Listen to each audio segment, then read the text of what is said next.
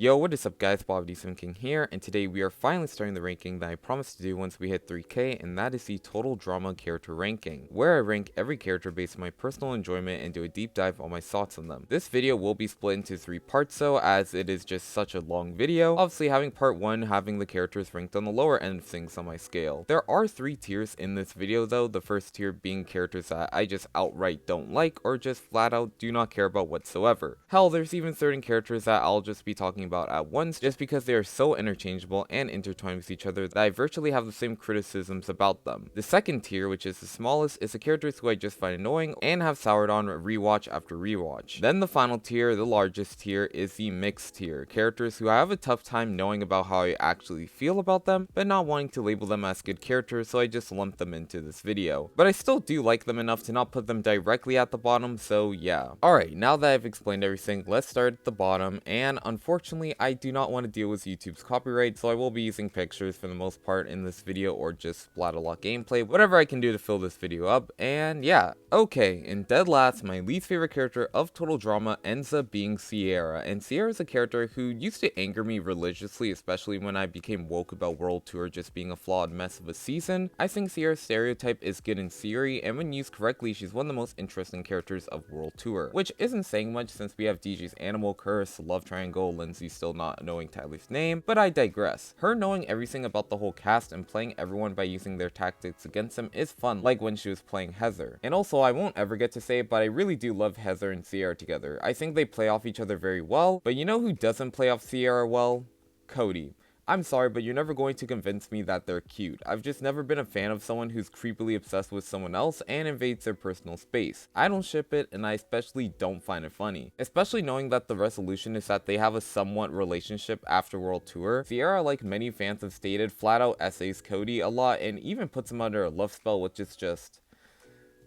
oh my god. I can't even describe how weird their scenes make me feel. We may be speaking about Cody later, but even though he was a perverted weirdo in Island as well, I don't think this is the satisfying karma he should receive for his past actions. It would have been better if he just learned boundaries and just apologized to Gwen. But this section is about Sierra, and a lot of Sierra's content in World Tour is just Cody, which isn't even interesting or entertaining. Beyond the uncomfortableness of it all, I will give her a bone though and say that the double date in a can line is funny as hell, and also her elimination is just BS, and it shockingly still makes me upset to this day, even though she is last on this ranking. I think it's just a way of how things happen and how lucky Alejandro gets to no effort of his own, but All-Star Sierra, I have zero sympathy for this girl. One, Cody Cam is again a good idea in theory to pair these two up, but this is All-Stars we're talking about, and it just brings Sierra down to her worst quality, and Sierra views Cameron as Cody. And while it never reaches to the uncomfortable levels as it did in World Tour, whenever I see them on screen together, I just want to fast forward the TV because it is so mind-numbingly exhausting to deal with Sierra. And that's just my issue with Sierra in general. I feel like whenever I try to give her chances on the rewatch to win me over, it just makes me more resolute in that she's just a creepy stalker fan. I think Sierra's just an unnecessary character because really outside of Cody, she has no lasting impact on, well,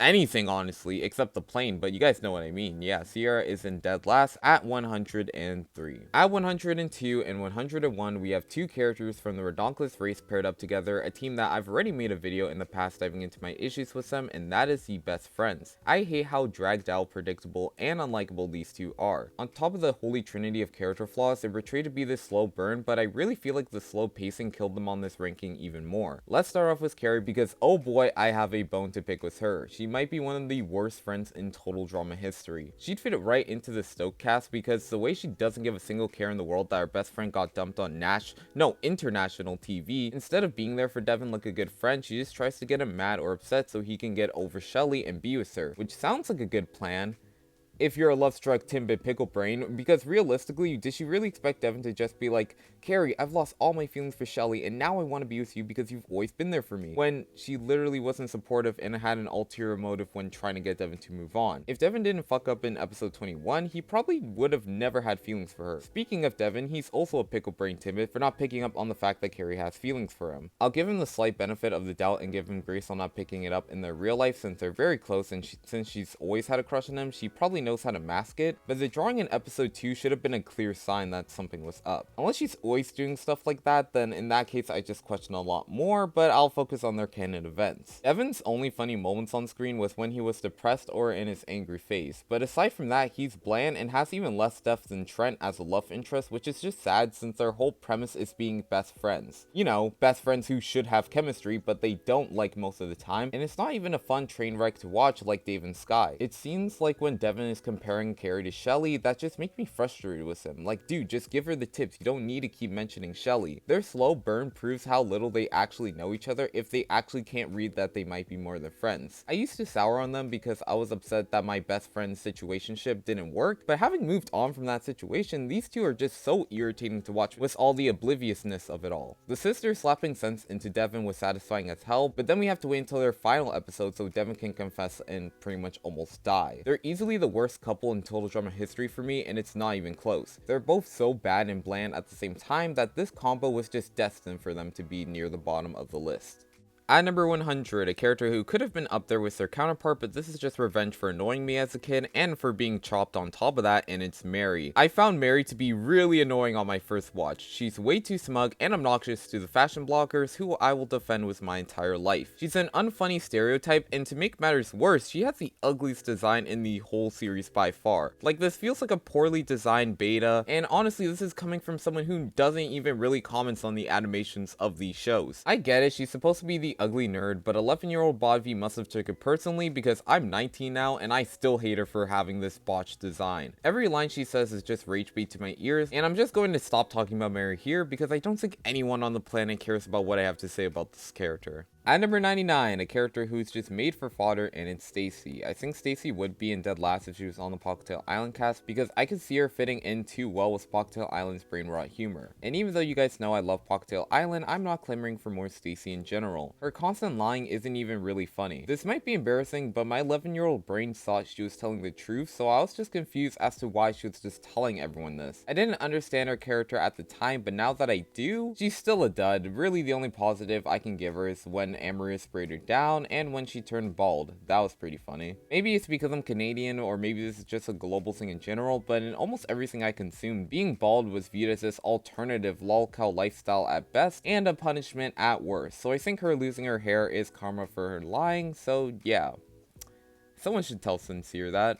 At number 98, a character who I don't think gets enough flack for how irritating he can be, and it's Spud. And look, I like Rock, I think he's cool, but Eddie Munson over here? Nope. Spud is just a bum stoner, which I would normally be a fan of, but he holds Rock back from shining, and outside the time of when he rocked out in the Rock Challenge, all of Spud's delayed reactions were just so frustrating to watch just because of how slow and predictable the suspense was, if it even was there. It didn't land for me because Spud was just Rock's unlikable tool. I may bash Wayne for being nothing more than Raj's attachment, but at least he and Raj are wholesome. I forgot to mention that Spud tries to save the day at their elimination, but it's in vain. Spud doesn't land at the comedic aspect, and I think he's more of a problem than anything, and he also gives Carrie shit advice, so he's here at number 98.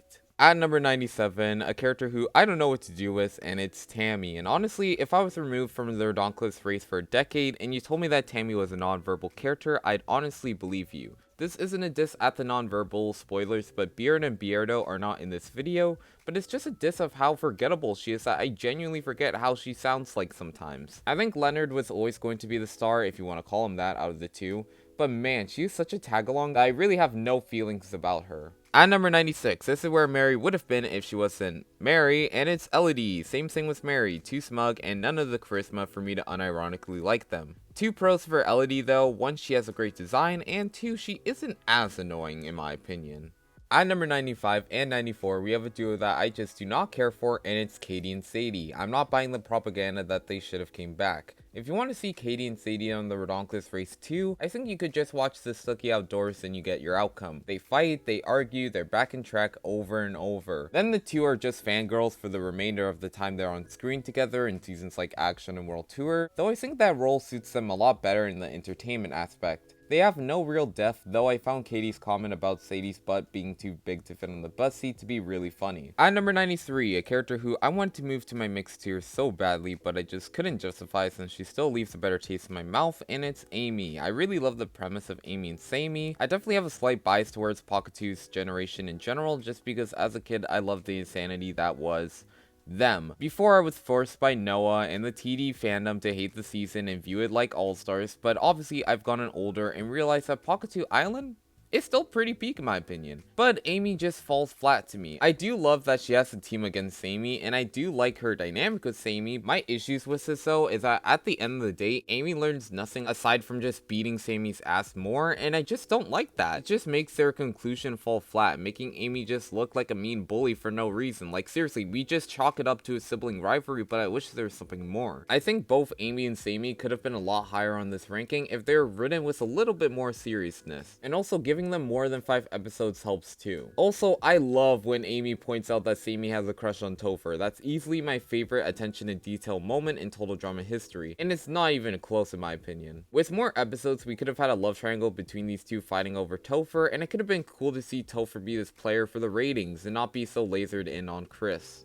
At number 92 and 91, we have another family dynamic, and it's mother and daughter. And okay, I think we can all agree that Taylor's behavior towards Kelly is awful. However, I think we're not blaming Kelly, and more importantly, Taylor's wallet of a father. I don't condone a lot of Taylor's bratty and annoying actions, but I can't blame her for why she is such an annoyance. Kelly and her wallet husband spoiled her. On top of that, Kelly is just a pretty spineless person, and lets the disrespect boil over to cause their elimination. Yes, Taylor was stubborn, but I can't say that Kelly is an angel in that situation or just in general. These two are both awful, and it is funny sometimes, but I'll sound like a broken clock. I find almost anything funny really. These two are not that fun to watch on screen, but at least they're a believable mother and daughter duo.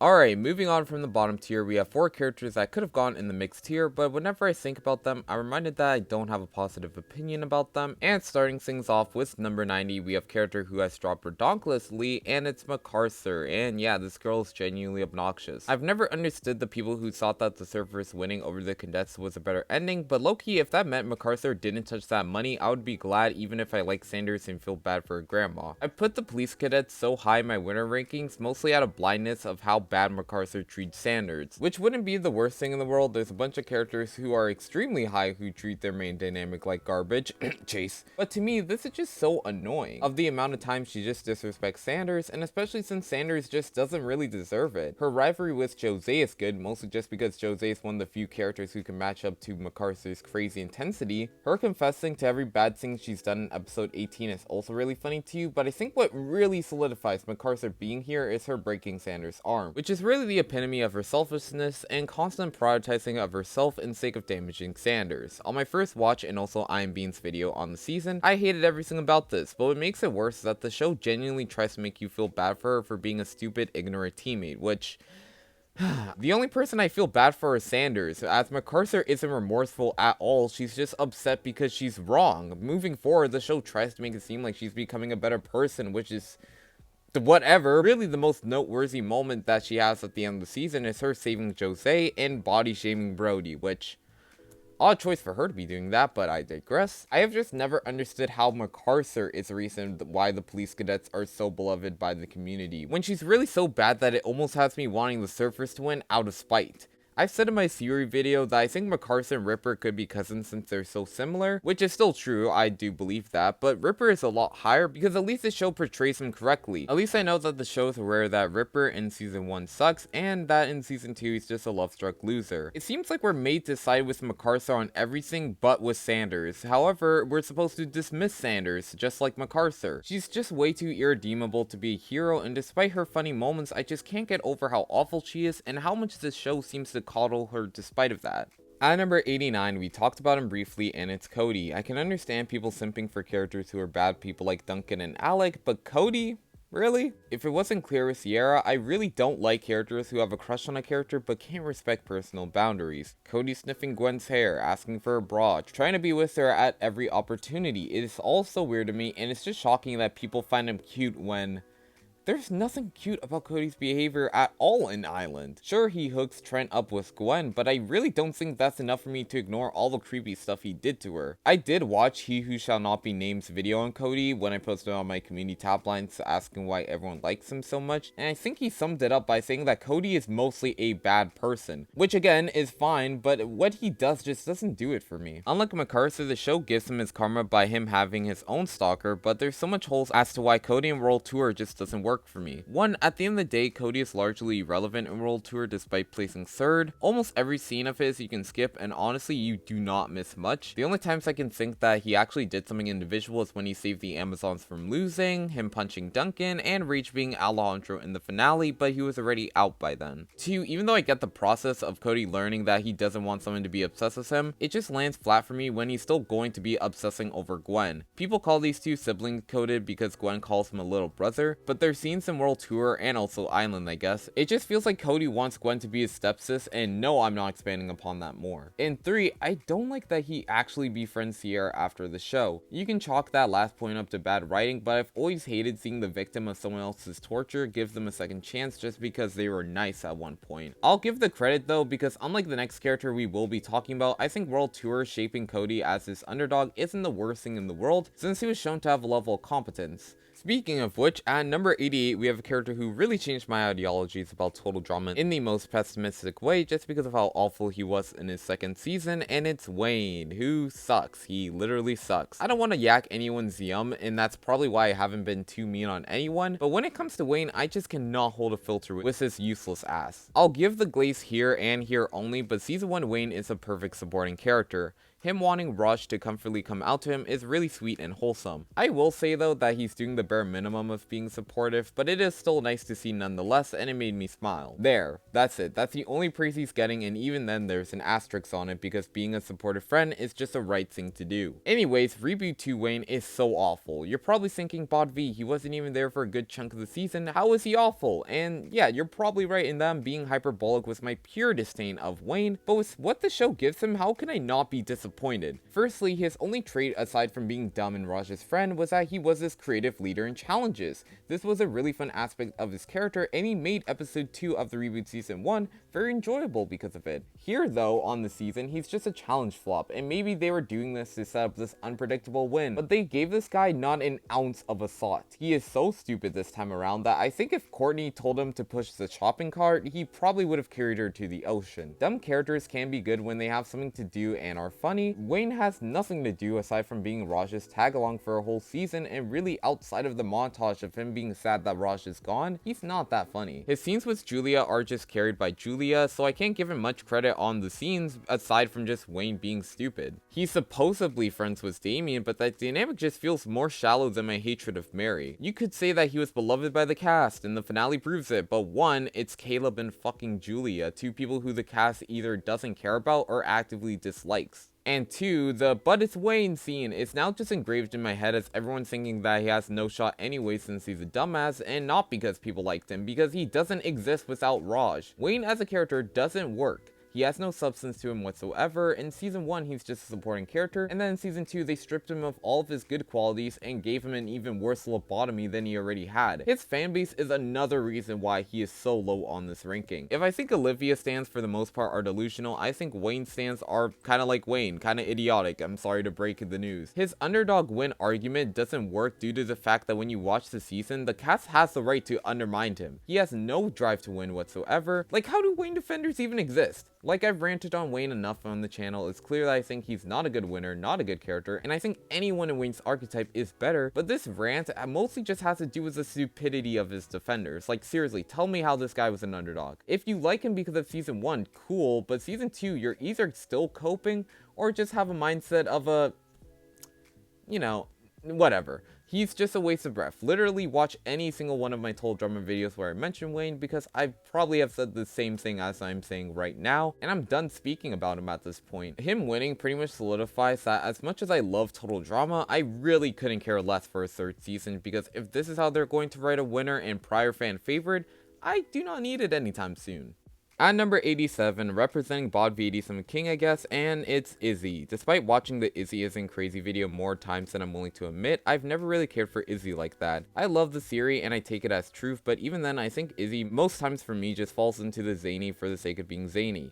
Doesn't help that I think that her and Owen's relationship is just whatever. I don't have much to say on my feelings on Izzy aside from that. Alright, time for the largest portion of the video with my mixed tier. Kicking things off, we have Ezekiel. And Zeke is just a weird character to talk about because he turns feral, which, I mean, sucks. This plotline is just sad. Now, if I'm being honest, as a kid, I found what happened to him to be somewhat funny. Scary, but also pretty funny.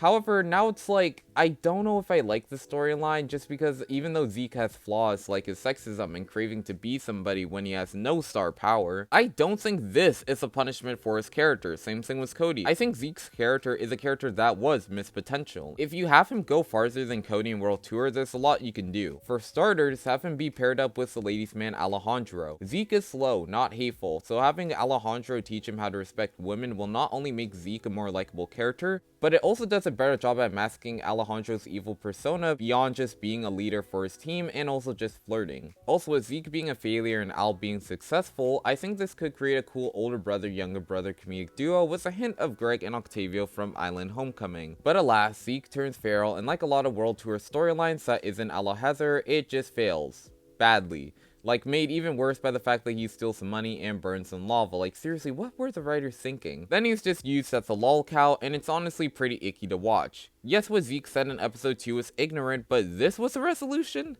Not having the character realize that sexism is wrong? It's honestly just disappointing that just because at the time people were simping for Cody, we had him go far and not even sing, when Zeke literally had them vocals ready. Which is just pretty ironic because they're voiced by the same person. At number 85, we're dipping our toes into Love Square territory, and it's Trent. Trent's the character that, as a kid, I've always liked more than it's probably deserved. Maybe it's because he's a chill guitar dude, and I also have a guitar, or maybe it's for another reason that I won't dive in too deep on, because no one really cares about my personal ventures and myself. Anyways, I've always liked Trent's chill, down-to-earth personality without making him a pushover or someone who doesn't like messing with people, but we see him mess with Jeff. He's also pretty funny in Island. Granted, it's at the expense of his health, but this is total drama we're talking about. It's refreshing to have a more grounded male presence when most of the guys in Island are chaotic messes. That being said though, Trent isn't perfect in Island. It still pisses me off that he doesn't call out being and listens to her words about Gwen, when 1, Gwen is your kind of girlfriend, 2, you saw Heather's behavior and you should know that she's lying, as why would Gwen still feel like you're a cliche, and more importantly, why would Gwen be trash talking you with anyone besides Lashana when you know that Gwen has an antisocial personality? That whole episode just pisses me off, but Island has a lot of poorly written eliminations, so I'll let it slide. And he does redeem himself by helping Gwen out throughout the challenge, carrying a boulder, and giving her a pep talk to not give up. It's all really cute, and Trent and Gwen's relationship feels so natural despite their differences at a first glance. The main reason why he is so low is obviously because of action, where the writers just nuke him because I guess we can't have fictional couples last forever because of realism, because Total Drama is obviously known for its realistic character dynamics, but whatever. The number 9 thing in Trent in action in general is so hard to watch. I love cringe characters making a fool of themselves, but this is just character derailment for the sake of what? Gwankin? Like, yeah, fuck off with that. I don't know if I'm a Gwen should be endgame type of guy, but the conclusion that they got was rough. I do like his small scenes in World Tour with Gwen, and him being in the Drama Brothers creates a lot of fun, and also I won't ever get to mention this since I'm focusing on Adventure Camp content, but now I've been a Trustin shipper since Stash for Cash by Cove. At number 84, one of the Mount Rushmore of Total Drama, and it's Duncan. Oh lord, if 11-year-old Bodv, or hell even 16-year-old Bodv when I started the channel saw this placement, I would have been annoyed and called them a weird fan. However, I've matured and realized that past Island, Duncan is just a miserable character to watch. Hold on to the misery for now, but I will forever say that Island Duncan might be one of my favorite characters of all time. If Duncan was just a one and done character, he would easily be number 3 on the list because he's full of great moments. From his snarky, flirty lines to Heather and Lindsay, to its friendships with Jeff and DJ, where the three have a lot of fun side plots during the season, and this is the only time where Duncan and Gwen have natural chemistry that the show would later milk to death. But the best dynamic of it all is obviously its relationship with Courtney, which really is the epitome of enemies to lovers. I think they're very cute together and play off each other incredibly well. Their setup is perfect, and Duncan's carefree attitude makes Courtney an even better character. Beyond Duncan's dynamics, he's also a very active player with his cunning strategic edge. I question where Jeff actually voted all the time, but I still love the fact that he created the guys alliance just so he wouldn't have to be in the minority in the future. His side alliance with Heather is another alliance that I love to watch in the endgame, and as a kid I used to ship them a lot because they're both mean-spirited and look amazing together. Hot take, they actually look better together than Gwen and Duncan do. He's also a complete badass in challenges, and that's something that I normally don't really care about. I hate Hook, Lion, and Screamer for the shitty DJ elimination, but seeing Duncan take on Chef is so amazing that I still have a grin every single time I rewatch the scene. Duncan saying that's the best you can do when drinking the hot sauce after Chris tries to spray him with it, and who can forget the Celine Dion moment? Okay, just kidding, that was with Courtney, but still. But there's so much fun with Duncan during challenges that I could talk about because he's a huge reason as to why I have such fond memories for the challenges in Total Drama Island. Even if Duncan can't be a dick to Harold, I think here it is extremely funny, and also why was Harold leaving his dirty underwear there anyways? Actually no, I did read a comment one time on the Reaction King's video back in like what, 2019, whenever he was popping up, and apparently one of the writers confirmed it was actually Tyler's underwear. But if it was Tyler's underwear, how has no one picked it up at least once, or at least moved it? But anyways, despite his coldness, he does have a lot of wholesome moments. Obviously the first one that comes to mind is his relationship with Courtney, where their dock of shame moment might be my favorite Duncan moment of all time. Duncan creating something for Courtney by himself just melts my heart, and it's a shame that I feel next to nothing for this couple after this season. And then we have Duncan replacing DJ's bunny so he doesn't suffer through the same loss that he did, and honestly that is just so kind. And we also have Duncan's conversation with Lashana that I found to be a really good moment.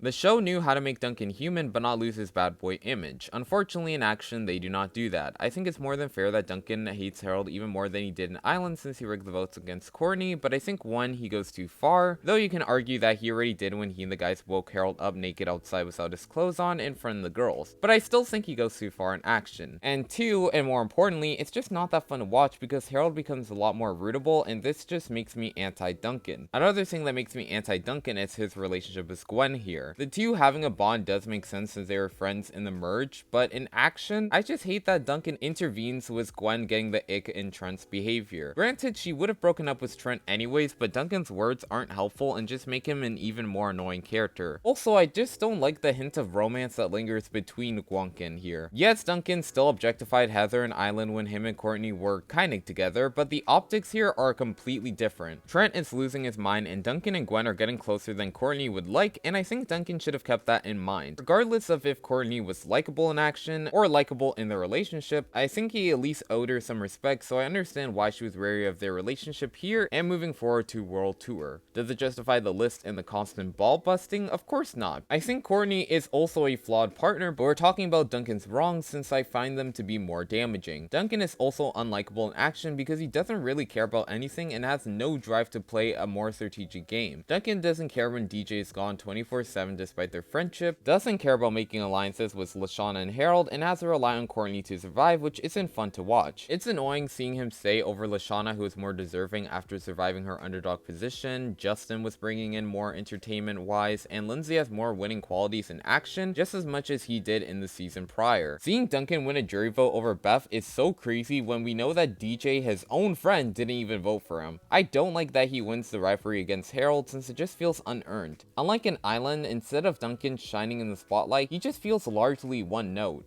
With Harold, he's a bully. With Beth, he's a boring tough guy. With Courtney, he's still into her. These scenes can be entertaining, but I feel it's mostly due to the other characters just being more likable or just flat out more entertaining, and also just not as predictable. We're moving forward to World Tour where he's still a dick, but at least he isn't a screen hog because he quits.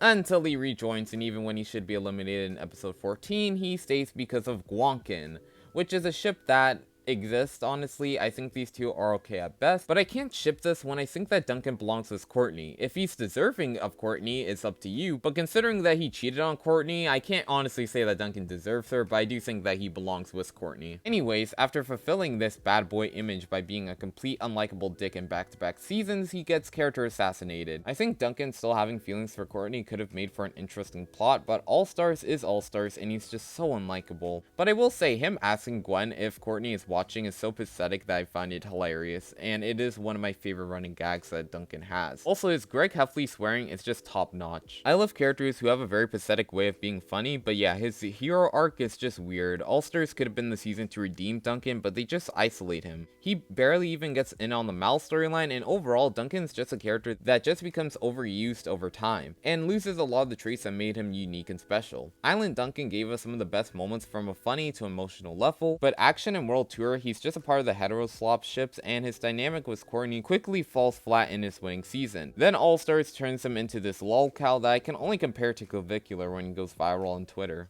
At number 83, we have a character that could have been higher if the show actually took the time to flesh her out, and it's Axel. Axel has a really interesting personality. Despite having this show aura, she actually cares a lot for her teammates. This leads to some very funny scenes like when she told Chase to eat the squirrel. However, she rarely gets to interact with people aside from her funny one-liners. I love the line where she calls out Emma for being a horrible judge of character because she's constantly making out with Chase. Obviously, her main dynamic is with Ripper, and I have mixed opinions on these two. Before they got together, I loved them as heated rivals, and I felt super vindicated since I always thought that Ripper had a crush on Axel because she's a strong woman who stood up to him. They're really funny together, and in season 1 they work very well. Season 2 pre-episode 5, they are even better. Axel's refusal and kind of just dismissal of Ripper is really funny. But my issues are that most of my enjoyment from this pair stems from what Ripper is doing. Axel has some pretty funny reactions, but it's really Ripper who steals the show for me since he's the more dominant character on screen. And 2, when they are together, they're just Jeff and Bridget, and I just don't need to see them kiss all the time. I mean, their first kiss and them becoming canon is perfect, but I could just do without the other makeout sessions. I do find it cool though that Axel is the dominant one in their relationship though, always controlling him, but when she's eliminated she acts super weird with Ripper, and I didn't quite get it, and I think that's my issue with Axel. I feel like compared to the rest of Generation 5, I just get her the least, since she's so surface level that I can't form a direct attachment to her without thinking about Ripper or Joe or Shawn, and while I don't dislike her, I can't say I like her more than any of the characters left. At number 82, following the trend of Generation 5 characters, and we have Scary Girl, who is pretty much the improved Izzy of being zany for the sake of being zany, but I find her crack energy to be a lot more entertaining since she seems genuinely unhinged. She lives up to her name by giving us a bunch of funny scenes of her scaring the likes of Damian and Priya, and I've always loved her and Z in the boat challenge. I just don't think Scary Girl gets to make a name for herself outside of just being an outcast due to her interest. The reboot season 2 doesn't really help her character change on the rankings since she still scares people and gives an awful pitch to stay, so yeah, she's here. At number 81, another questionable choice to have him so low, but to me I just don't think he's that great, and it's Damian. And Damian is obviously a very likable character. In season 1, his storyline of not knowing total drama is handled very well on a comedic front. Unlike with DJ and World Tour, him wanting to quit is actually funny. When Chris says that Damian will owe them $1 million if he quits, only for him to say in the confessionals, why would he competing if he had $1 million, is all really funny stuff there. But he is taken out in a very unsatisfying way pretty early on in the season, so when he does try, he gets taken out. In season 2, he's actually great with him facing challenges and stuff. I love the stuff that he has going on with Millie, where all that is pretty funny, but then we have the idol storyline, which at first I love seeing Damian just get really paranoid about the idol. However, this storyline concludes in the worst possible way. Just in general, this final episode for Damian just feels like a humiliation ritual aside from some funny moments in the challenge where you get some good jabs against Julia. His best off-screen buddy Wayne votes him out because Caleb and Priya are just so cute together, which obviously just sucks, and then he loses the idol, and seeing him crash out honestly just isn't that fun. I see a lot of people say that Damian should have won, but honestly I've just never agreed with this notion. To be fair, I don't have a concrete answer of who would have made the best winner of the reboot season 2, but it's definitely not Damian. I just feel like Damian is just mostly used for laughs, which does work 90% of the time, but I just don't think he has that much substance compared to the rest of the cast. He could have had a relationship with Priya, but that goes to Caleb. His friendship with Nichelle goes nowhere, and really his nerdy side never expands beyond certain challenges like the jousting one. It's cool to see him on screen, but I think there's a lot of other characters that I would rather see, and considering he was such an early boot on season 1, I just feel like Damian is like Axel, where there's just so much to be desired, and they have so much potential to actually be better, but for now they are resting here around the mixed tier. At number 80, still on the reboot characters, and it's Caleb, who in season 1 was just chatting to be a Chad. I found his reaction to being eliminated to be really funny, kind of giving me Justin if he could talk an island. Also, Caleb's voice has just always sounded pretty goofy to me, especially when he's upset. In the reboot season 2, I really love his character up until episode 8. where he obviously has his relationship with Priya, and I really like the basis of it. Caleb wants to go all the way, so he tries to work and seduce Priya, but then ends up developing real feelings for her, and the more time they spend together, we find out that he's also a overworked kid. And I think Priya makes Caleb feel more human, and that's the kind of depth that I wanted Damian to have. To have these really comedic moments, like when he explains why he skipped leg day, but also can have some more serious stuff going on. However, episode 8 just kills it.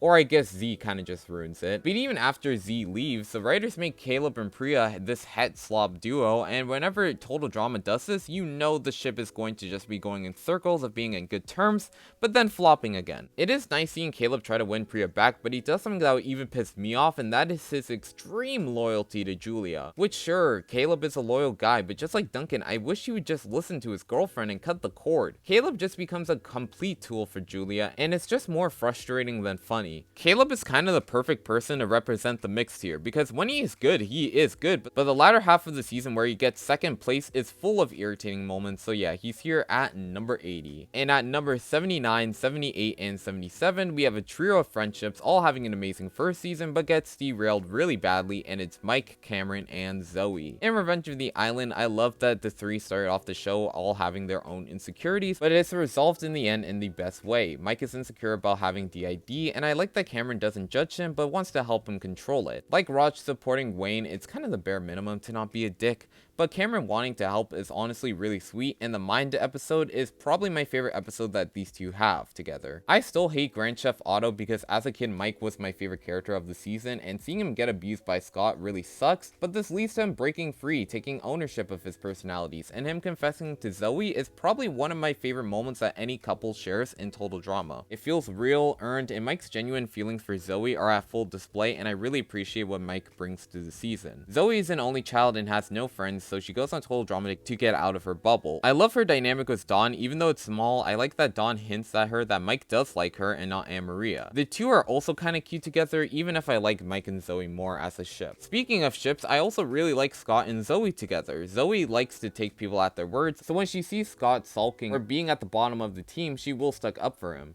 And even though Scott is just playing with her, I don't think it makes Zoe look worse or irritating like it did with Caleb. The only other good thing that came out of Grand Chef Otto is Mike leaving by the hands of Scott, so Zoe becomes more cutthroat until Chef pushes her to the extremes, and then we see her turn into Commando Zoe, and she instantly humbles not only Chef, but Scott as well. It's really satisfying seeing her say better luck next life in the confessional when Scott leaves, and then in her final episode, even though it sucks to see her turn off Commando Zoe, her reflecting on all the friends she's made is honestly a really nice scene, making her this great final angel for Revenge of the Island. She also has her dynamics with Anne-Maria and Joe that I found to be really entertaining. Cameron is the Total Drama underdog. Starting off as this friendless bubble boy, he develops a friendship with Mike, which is really sweet, and it's nice seeing Cameron and Mike develop their first friends on screen. His relationship with Joe, where she undermines him all the time, only for Cameron to cause her elimination, is really satisfying. He steals immunity from Lightning, and it causes a really funny rivalry between the two. Seeing him win after being underestimated, and actually proving why he should win by being this likable presence who's smart, funny, and knows how to play the game, even if he did make a mistake in telling Scott that Mike has DID. His winning ending is probably my favorite to watch since he realizes he doesn't need the money to fund his bubble lifestyle. These three in Revenge of the Island go from zero to hero, but All Stars just makes them stupid. Cameron, despite being very observant last season, can't seem to tell that Mike is Mal, and overstays his welcome by just whining all the time. Zoe, despite dating Mike, can't tell that he's Mal, and is just oblivious as hell. I won't blame her though too much for the Alejandro thing, because how the fuck is anyone supposed to process it's in the art? But it still takes her way too long, and I don't like Mike's ending of him just becoming normal. It feels offensive to people who do have DID. And even though I'm not knowledgeable on the disorder, but I think the ending should have been Mike accepting them as his built-in support systems, so it feels a lot less icky, and it would have shown the bond that these personalities and Mike have. Mike and Zoe just marry through their way to a win, and even though I do like Gwen and Zoe's friendship, this is All Stars we're talking about, and even the highs are still pretty weak.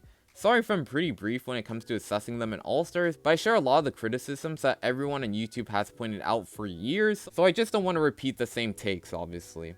At number 76, another very popular character that has one great season, the rest are a mixed bag, and it's Courtney. Courtney is a stuck-up CIT, but I find her stuck-up attitude to be really funny and kinda charming the more I rewatch. The Killer Bass needed someone like Courtney to motivate them, even if she can be a bit brash and hypocritical. Her relationship with Duncan is an obvious standout where he makes her feel less stressed and can have a laugh. It's sweet to see her finally let loose for the first time in her life, and watching her get rigged out sucks, and it's a shame. Because I think Courtney and Island had a lot more episodes to give, and it would have made a lot more sense to see Duncan go since he was the main guy bullying Harold, but whatever, I'm not assessing Duncan's plot armor. Courtney and Island has the perfect balance of being a CIT and also just being Courtney. The specials as well, where we see her being frustrated with Harold for raking the votes against her and wants to beat his ass, and her chasing the money over love. I don't think the show goes that far until we get to Action, where we have the lawyer plot line, where that's not great. It is good that she took out Owen, so props for that. However, her main dynamic is with Duncan, and these two just don't have the same passion as they once did. And while I will blame Duncan as for why Courtney becomes so distant and so untrusting of Duncan, Courtney doesn't make it easy with her constantly nagging him and also ball busting Duncan, which isn't that funny. And also the list is stupid, not the list in All Stars, but the list where she writes everything that Duncan needs to change about himself, where